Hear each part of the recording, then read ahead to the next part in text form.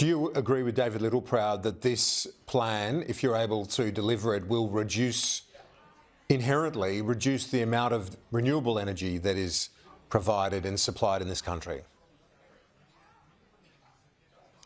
We believe in a balanced energy mix, and we are united as a coalition on that vision.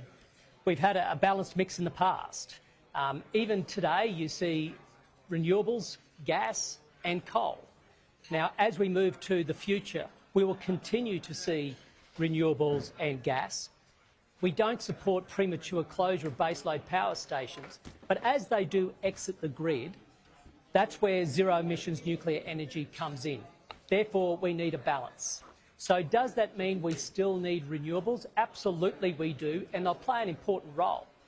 But it is also accurate to say that one of the benefits of zero emissions nuclear power plants is you can leverage existing infrastructure. So instead of what Labor wants, nearly a 100% system based on renewables, predominantly wind and solar, not done anywhere in the world, by the way, they want it in Australia, and that's why we're looking at up to 28,000 kilometres of new transmission lines. Of course, when you bring nuclear into the mix, because it has such density, it uses up such little land, by extension, you certainly do not need those 28,000 kilometres of transmission lines. That is just a statement of fact. And indeed, around the world, that's been one of the real attractions, is the fact that you can also protect your local environment as you are also helping the planet with decarbonisation.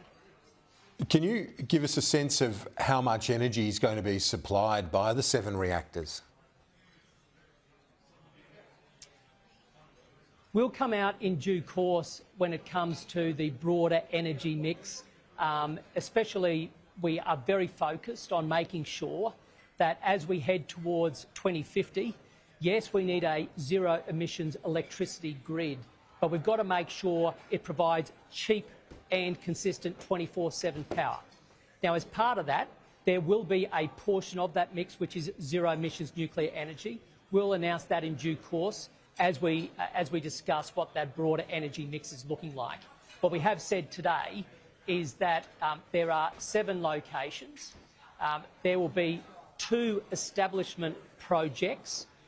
Those 2 establishment projects should start delivering electricity to the grid by 2035 if they are small modular reactors, or 2037 if they are the modern, larger plants like the AP1000s, APR1400s and the like.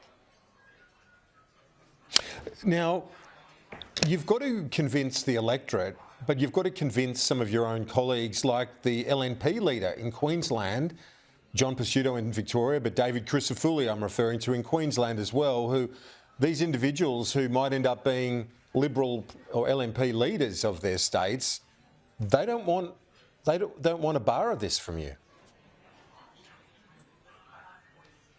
Kieran, I'm supremely confident that state premiers will ultimately get on board.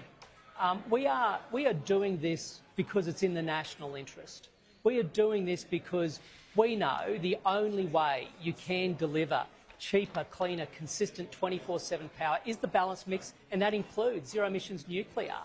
Now, of course, we've been open about this. We continue to have a conversation with the Australian people. And of course, those conversations will include leaders of different jurisdictions. Ultimately, we are, thankfully, a liberal democracy. And I believe over time, as we continue to point out what the rest of the world has found out, you need nuclear in the mix. I believe we will carry not just the Australian people, but as they then speak up, in turn, of course, any other people who might be in doubt in leadership positions.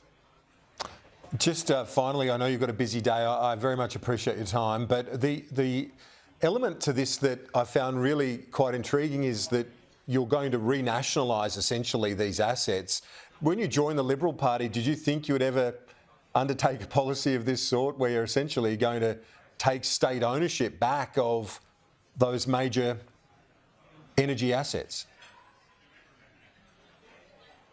What we have said today, Kieran, is that these plants will be government owned.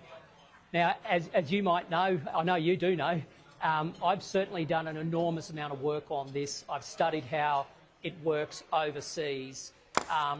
And what you do see is government ownership of these plants is very much the norm.